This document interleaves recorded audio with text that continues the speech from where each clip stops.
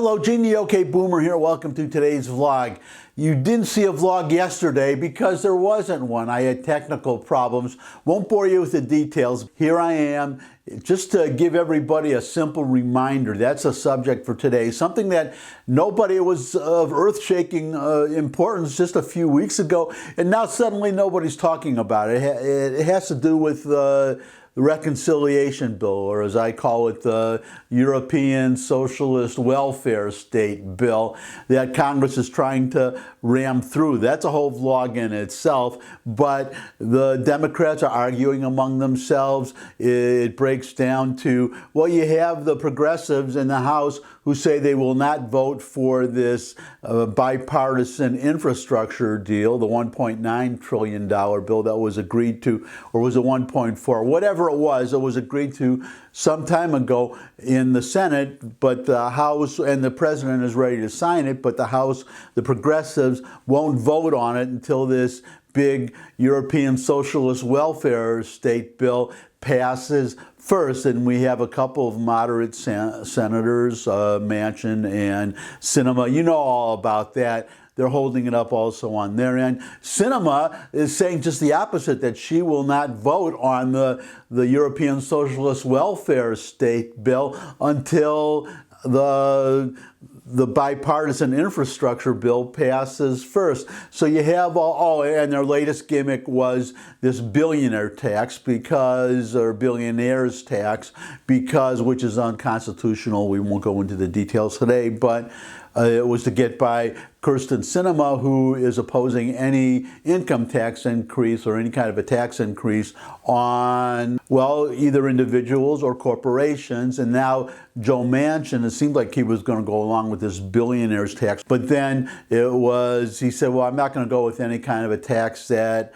targets any particular group. But what's getting lost in all this is what I want to remind everybody of, and somebody ought to, Mitch McConnell ought to remind the Democrats, there was this problem. We need to raise the debt ceiling, and McConnell, all the Republicans are united, say that the Democrats, if they're going to do it, they have to do it through reconciliation. The Republicans will filibuster if they try to do it any other way. Reconciliation is the only way to do it. And the whole goal from the Republicans is to kill this bill. So by forcing them to use it to pass the debt ceiling, because this is what everybody seems to have forgotten, which is that this was coming to a head in the middle of this month, October, and the Republicans voted to give them an extension to a temporary raising of the debt ceiling just until December. And people, as always, they jumped on Mitch McConnell, said he was caving, whatever. But what he did, as usual, was very smart.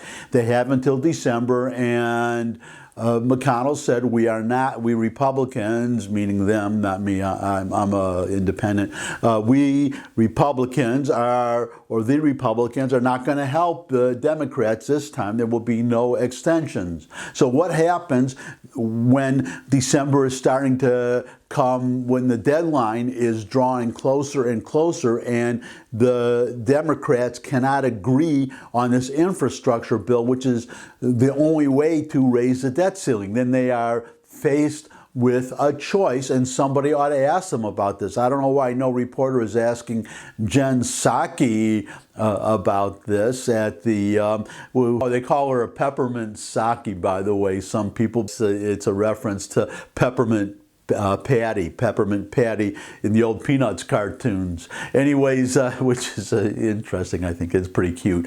But getting back on track here, somebody ought to ask her, and somebody ought to ask Joe Biden, if it comes down to a choice of either passing a clean bill, throwing out everything because nothing can be agreed on, or just putting in the very few things that can be agreed on, which is actually nothing, actually, if the progressives stick to their guns so that this bill cannot pass in any form that it appears to be. Will Joe Biden demand, will the Democrats say, okay, well, we'll have to just kill this whole bill and just have a very simple bill that does nothing but raise the debt ceiling? Or would they rather just have the country have the debt ceiling not be raised, which causes a whole bunch of problems, which the Democrats could solve. It is a problem of their own doing. I believe the Republicans tried to solve this some time ago. The problem being that the U.S., that we default on our debt if we can't raise the debt ceiling, to borrow more money to pay the debt, the interest on the debt that we've already accrued. So I don't have much. I hope I live long enough to see how this is going to turn out, because they keep kicking the can down the road, and let's see how long they can kick it down the road. But a simple law that would say that you prioritize paying the debt and Social Security and Medicare, those things, so then people will not, which is why the Democrats oppose it, then you would not really feel the not raising the debt ceiling, because they want the American people to feel the effects, to suffer, so that they will pressure Congress or the president, whoever happens to be a Republican, to pressure the Republicans to raise the debt ceiling, even though, in this case, the Democrats control the White House, both houses of Congress. They have a way, reconciliation, through which they can raise the debt ceiling all by themselves. They don't need any Republicans, and that's what the Republicans keep saying. So it's going to be interesting to see how this turns out, but the pressure is on, and it is really shameful that our biased media, our liberal media, are not bringing this up periodically again and again, and say and tell the Democrats, ask them, just put the question out there, while all of you are arguing, the deadline for raising the debt ceiling is coming closer and closer, and the only way to do it is through reconciliation. Are you preparing your caucus to kill this bill, to throw, as Larry Kudlow says, Save America, kill the bill, to take everything out of that bill and simply raise the debt ceiling?